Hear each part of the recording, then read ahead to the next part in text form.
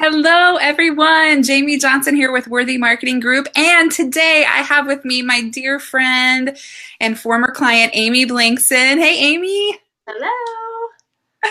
Amy is the author of this awesome book that we launched last year called The Future of Happiness. And Amy has, like I said, just become such a dear friend in the process. And I'm so grateful that she was willing to come on and share a few minutes with me here today, talking about her experience writing the book, her bigger business beyond the book, and what having the book did for her. So yeah, thanks Amy again for being here. Oh, Jamie, I couldn't be more excited. Thanks for having me on. You're too sweet. You really are. Well, thank you. Well, I would love if you would start, Amy, just kind of telling us about your work, what you're up to these days, since the book, or even including the book. Tell us a bit about yourself. Absolutely. So I published my book. It's been just over a year since the book came out. And since then, I have been busy hitting the road with speaking and trying to write and blog in addition to what I wrote in the book.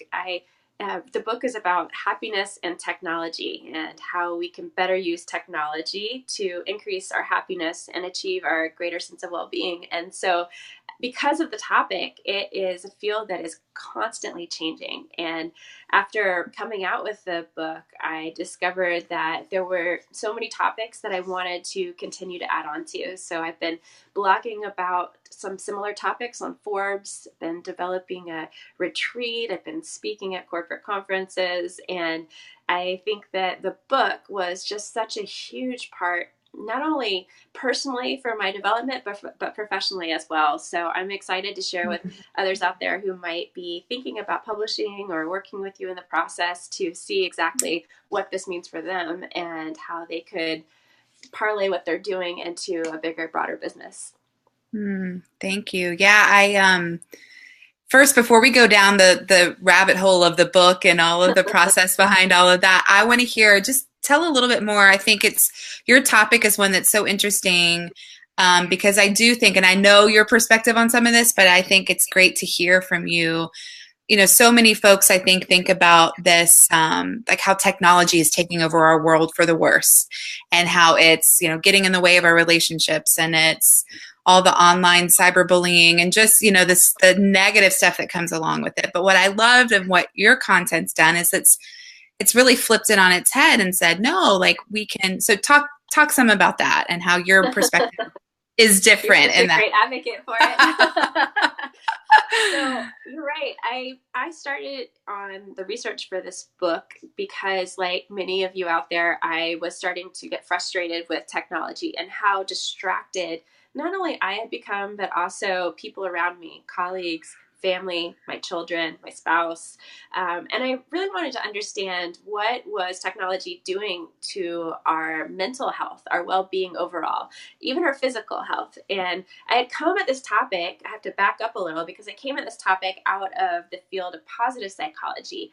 And the field of positive psychology is always trying to figure out who are those outliers out there who are doing a really good job of creating change and positive change in their life that sticks. And so I started to ask the same question about technology. Who out there is balancing their technology well? And in my brain, I had this picture of a ascetic monk who sat on top of a mountain and he meditated all day and he never touched a screen in his life and he never needed to because his life was so fulfilled. And that is so not the truth. Number Yes. one, it's really hard to find those monks who live on mountains who don't have technology. So maybe that's why I couldn't find them. Even the monks But have technology. exactly, right?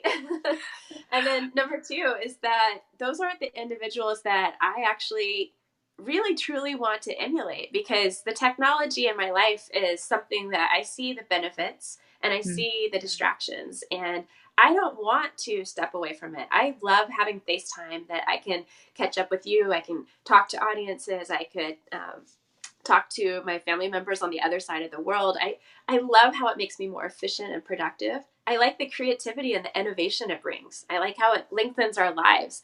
And so I never want to throw the baby out with the bathwater, knowing how beneficial it is. The question is really, how do I live with technology in a way that is sustainable and helps me to live with it and not apart from it? And so my research really led me to a number of positive psychology practices that could then be applied to our digital lives to think a little bit differently about how we're doing simple habits in our lives, from ways that we wake up in the morning to the ways that we hang out with our friends, or the ways that we accomplish our work or check our email. And what I'm learning is that there are so many easy things that we can do that would be well worth the time and energy to learn now, so that our future is better and brighter.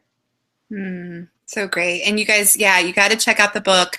We'll put a link to it in the comments below so you can go. It's seriously so great. I mean, I'm just a tech, like I love tech stuff anyway. And so Amy and I geek out on that stuff all the time. We've been to conferences together. Yeah, like I love it. So I know that's not necessarily everyone's cup of tea, but if you are interested in technology and how to, use it in a way that still doesn't take over your life and doesn't impede on your relationships, you gotta read her book. But thanks. So about the book itself. So this isn't your first book. You had written with your brother, Sean Acor, a children's book, Ripples Effect, prior to this. But this was your first solo, adult book. Very different process, I imagine. So different. How different was it for you? I mean, I've never really helped anyone with the children's book process, but talk about the process and how it was different, what you liked about it. Sure thing. So the children's book was, like you said, a completely different process. It was this creative, innovative, throw out some stories, tweak the stories, hone the messaging, work with an illustrator, bring it to life. In many ways, it was simpler because it was such a collaborative process. This book was very, what's the word? I would say it's not exposing, but it's very vulnerable to put yourself out there in words that someone else will read, and it's only your name on the byline. Such a source of joy and pride, but also something that's really intimidating. And I remember when I started the process of writing, I've always wanted to be a writer. I love writing. It comes naturally to me. And so I wrote. And then came the time to show it to somebody. And that was terrifying, because I realized that I couldn't just walk a middle road. If I was really going to provide value to other people, I needed to take a stance that was unique and different, and something that I could articulate really clearly, really well. And so as I started to write, the process became intensely focused on structure. How do I structure this to get the message out so that people will read it, so it makes sense for flow? And that is a huge part of the process. And then once the book has actually gone to the editor for the final time, there's an entirely separate process of writing the index and the illustrations and the layout and the cover choices, and then a whole third separate process of marketing and branding and website building and content development. So really 3 distinct phases: writing, editing, and then marketing. And each phase has its own unique challenges, and I think by the time that I finished, it felt like the greatest accomplishment I'd ever had, besides giving birth to my children. It was a different type of giving birth to a baby that I will never forget. And it's great that you talked about all 3 phases, because I think sometimes, authors, and it depends, everyone's different, right? Like you said, writing comes naturally to you. So maybe in some ways that was, I'll say, the easiest part, maybe not. But I think some authors, it is, they go, gosh, the writing comes so naturally. I wish I could just write. And then, like you said, then there's the whole other side of marketing it and getting it out there into the world. And sometimes those personalities don't come in the same person. It's hard for someone to be someone oftentimes is a really good writer, not a good get out there and, promote and talk about your book, or vice versa. Maybe it's hard for them. They know they want to write a book. they know it'll help them for, credibility, thought leadership, grow their business. But they're more comfortable maybe on the marketing side, and the writing is really hard for you. So was that the case with you? You said writing came really naturally for you, but was the other side like especially tough for you or not so much? I think for me, the writing was the easy and possibly the most fun part because I Mm-hmm. loved learning and stitching together ideas and making them my own. That part, that was great. The editing part was my least favorite. It is taking all of your darlings and just shredding them to pieces. So you have to be willing and flexible to give up some things and to not have everything just the way you want it because the publisher's opinion at the end of the day is the most important. And they're the ones who will help sell it. They're going out to the booksellers. They're the ones putting their resources behind it as well. So I know that I had to work very closely with them. The marketing part was interesting because I remember early on in the process, I was starting from a brand new brand for myself and for the book. I had been part of Good Think, which is our company consulting arm, where we have multiple speakers and we have one group personality that we were marketing. But this book was the first time I was coming out as Amy Blankson solo, and I needed a logo and a look, and I needed it to coordinate with what I was trying to accomplish with technology and happiness. And so I started doing all of these mood boards and talking to art friends and trying to get a feel and a vibe for who I was and how that coordinated with the book. That was a really hard process because it's a bit like trying to paint a portrait of yourself. Like if you paint a self-portrait, what does that look like? Who are you underneath? What is the most important elements you want to get across? And there's a lot of perception shifting as you begin to take on your new identity as a writer. How do you want to be perceived? Little things like, do I want to be called a speaker or an author? And very quickly, I started to use the title of Amy Blankson author. And at first, I was sheepish about it. And then I became more and more proud and confident that, yeah, I'm an author. This is what I do. And this is who I am and what I look like. But I have to say, I give you a lot of credit too, Jayme, because you were right there in that process with me of helping to shape that identity and to put it into a website and a look and a newsletter and even accessory products that went along with it that I think rounds out that entire picture. It's not just the book, it's all those other things in that phase 3 that really give viewers and people who want to follow and engage with the content a whole different level of understanding about who you are and what you offer and bring to the world. Yeah, and you're so right. And I think that's why we really intentionally do focus on all that other stuff because we realize, very few people are lucky enough to just make money off of the sales of their book. Right. Very few people. That's just not where you make money. And so most people are selling and, writing a book, like I said before, as a thought leader piece, as a business card for your broader business. And so, yeah, for us, I feel like it's short-sighted if we are only looking at the book. We realize the book really should be leveraged to grow the other things. And so that's why I like to say we do author marketing, not book marketing, because I think, there's a key distinction there in my mind about that. So, yeah. So thank you. I mean, we've loved to be a part of it. That's what we love. Like it's not near as fun for me to just look at the book and do stuff for that. Like, oh, I want to see the whole picture and how can we help with the whole thing? So it's great. Absolutely. So would you say then that process was maybe the hardest for you, the marketing and the brand building side of it? It was not the hardest. I think the editing was the hardest, but Editing I was the do think hardest. Okay. the marketing was still very challenging, but fun. It's a creative process that you get to dream and create, and that fuels the process. Though, even though it's challenging, I think if you have the right team around you, Mhm. it can actually be quite enjoyable because you are able to leverage something that you worked so hard on to give it real legs to run with. And I think that if I was trying to do it on my own, I might get really frustrated and tired. And in fact, I've watched a couple of authors that had an intention that they were going to sell their own book and do their own marketing and try to do everything themselves. And they very quickly lost steam because it is something that you run out of ideas for how to package, how to create at some point, and you need that fuel of working with other people who say, oh, hey, have you thought about this? Oh, you need to up your game in this level. Oh, from the outside, this is how this looks, and you might need to tweak this. Even down to little things like, occasional editing of an email I sent out that I didn't realize my link was broken. If you don't have a team around you, you are flying solo and trying to keep all those balls in the air, and it gets tiring.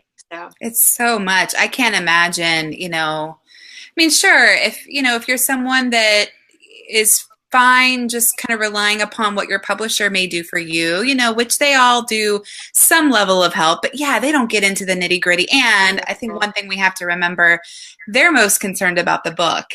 They're not concerned about your broader business and what you're trying to do beyond the book. So even they have, understandably, a short-sighted view of the whole process. So yeah, I just, knowing everything we do for authors, I can't imagine someone trying to do it on their own.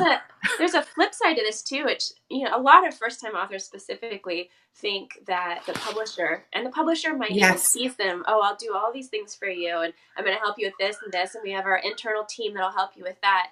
But when push comes to shove, the delivery is always, I've watched this several times. I've been a part of the creation of 4 business books for Good Think, and each one of them, there's been an under delivering in terms of expectations.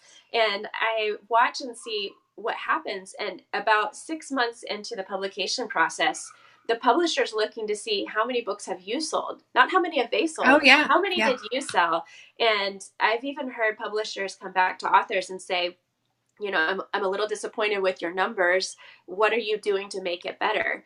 And if you don't have an answer to that, there's not a chance that they're going to publish with you again. So as an author, you have this, it's a bit of pressure and responsibility to have a plan to move forward, so that if you ever desire to do this again, you are on your game and you've got something to say. Oh, hey, I'm marketing at this and this conference. I've packaged this. I'm going to go on to that. And here's how my sales numbers have grown. That's on the author. And I think to accomplish that, you're going to need a lot of help to make those pieces come together in that amount of time. You're so right. And I mean, that's a big reason why people harp on, platform, and the importance of that, and why publishers are going to ask you for that from the get-go. They want to know before they even offer to buy your book, what's your platform? Because for that very reason, like you said, they're relying upon you to sell that book to your platform. And so, yeah, they're looking for a certain number, because in their mind that equals a certain amount of books for them to make the money that they've put into the project back. And so, yeah, no, it's a business. It's absolutely a business. And you're right, unfortunately, on the under delivering part of it too. I mean, that's why we're in business. It's because publishers can't do, and it makes sense, really. I mean, we partner with a lot of publishers and help them, so I don't want to speak poorly of them, but it makes sense when, they are publishing literally, depending on the size of the house, of course, dozens of books every month, right? And so there's only so much they can do. And of course, they're going to put most of their attention toward the big, proven New York Times bestselling folks, and not so much to those first-time authors that, are just kind of getting started. So, yeah. There's an interesting factor, too, where in business school, they always say there's no such thing as a free lunch. Somebody somewhere pays for it, right? And if your publisher winds up, especially boutique publishers, if they wind up fronting a lot of money for marketing for you, you as an author don't get royalties and payment until their costs have been covered. So rather than having the publisher use their resources up front, it might be even better for you to do it yourself, so that you get your royalties back sooner and you pick who you want to work with and how much attention gets given to it. I think that is a really smart play for an author, and the publishers will be thrilled because it's less out of their pocket that they have to recoup right away. That's smart. Super smart. Yeah, great point. That's a good little nugget right there, people. Yeah. Save that. Hey, by the way, if you're here and you have any questions as Amy and I are talking, like we would love to answer anything. I mean, I know most of our stuff comes after the fact, but just in case, like I just wanted to put that call out there if anyone has any questions while we're here. So Amy, what would you do differently? Like looking back on the process, is there anything that you're like, whew, don't think I'd do that again? And maybe nothing, but just thought I'd ask it in case there was something. I spent a long time going around and around trying to figure out what sort of freebie giveaways I was going to give in order to get book sales. And honestly, I think I probably overspent in that time department and would have rather start focusing on the platform development and the products that come out after because um, the freebies, honestly, the only freebie I've ever seen that's really useful um, is either a bookmark that's advertising so someone can take it with them, or to actually have an excerpt from the book that they can read the first chapter and will bring people in.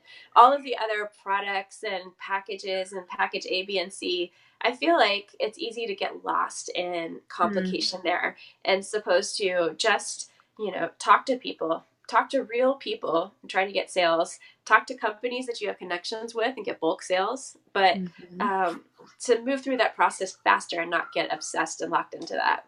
Yeah, all the Yeah. little bonus packages and stuff. That's a good point. Yeah, Yeah. thanks. And you're right. I think that, and that's kind of a good thing to think about from book to book. I think some books, depending on the audience, like they like little kitschy things like that. Others, you're right. Like it's not gonna matter as much. So great feedback there. So now that you're nearly, gosh, no, has it been a year already? It's It's been been a more than a year. Can year. you believe it? Yeah. That is crazy. So you're a year out from the, post publication of your book. What would you say having the book has done for you? Like what opportunities, what doors has it opened? What's come of it? So that's a really fun part of looking back on the process. I've definitely seen my speaking inquiries increase both in the number and the dollar value of the price point at which people will book me. I think Cool. just having a book behind my name gives somebody an image to latch onto that says, "Oh, this is her brand and her product." Before that, I might have videos or I might have talk content, but it was hard for them to grasp who is Amy, and the book is a defining feature of me and who I want to be. So that's definitely great. I also get, of course, the back of the room sales that if there's a bookseller on site or books are purchased in advance and getting to do an author signing. Some authors really don't do a lot of author signings, but it for me has been one of the greatest opportunities to engage with audience members one on one because when they come up for a signing, I can hear just a little bit of a snippet in response of what resonated with people. And I want to know more from people reading the book about what drew them, what the pain points were, what the connection points were, why they would purchase a book, and Hmm. that's real to me. Those are the real readers. This isn't just sales. This is real people, and I like that. The So other validating, I bet too. absolutely, like Yeah, yeah. you're going to make a difference. Hmm. Um, I think the other unexpected benefit of having a book that is being able to connect with other authors.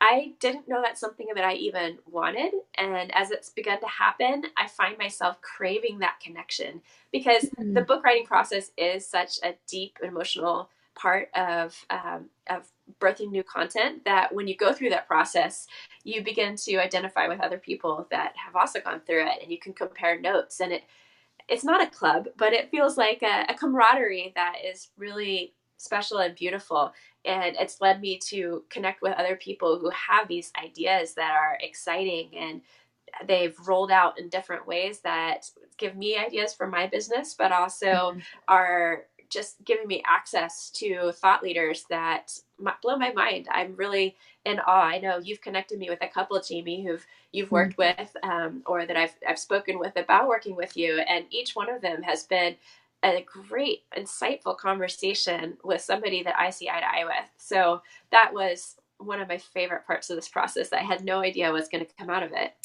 That's cool. If you were, well, first of all, do you plan on writing another book? I don't even know that. Do you have another book in you that you're thinking about? I had one. I've been doing a lot of work with Forbes on women executives in technology and collecting stories from.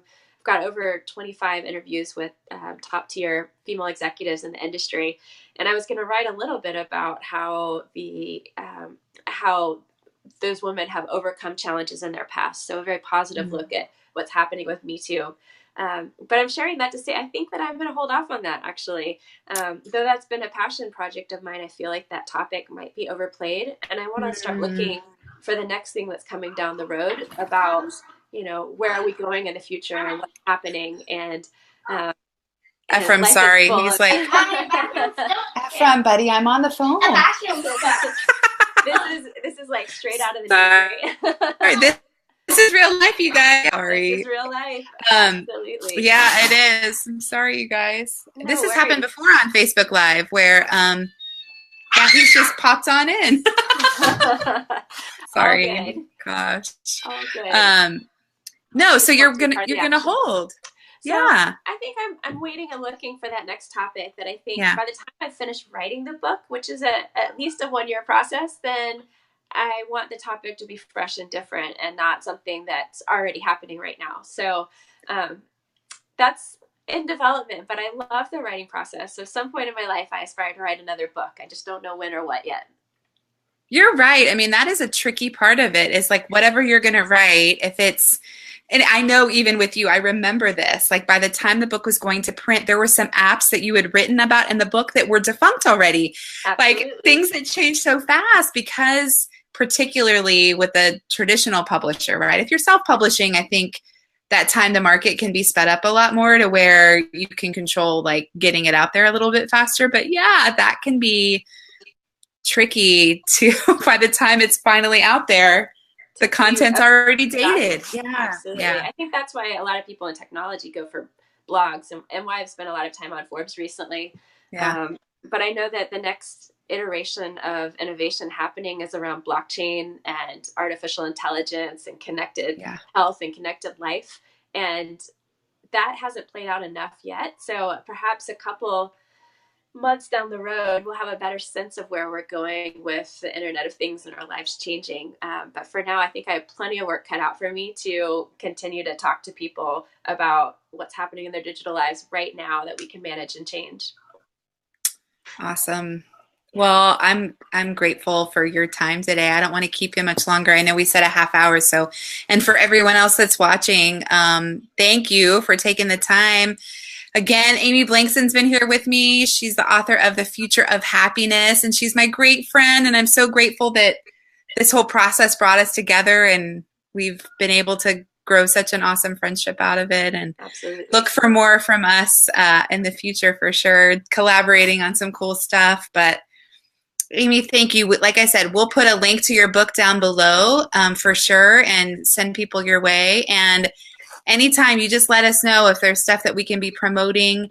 There's this really cool retreat, you guys, too, that Amy's going to be Oh, yeah. leading in the fall. So we'll put a link to that below, too. That's If great. anyone would be interested in joining that really cool TechWell retreat in Utah in September. I mean, doesn't that sound great? So go to that. Yeah, Awesome. yeah.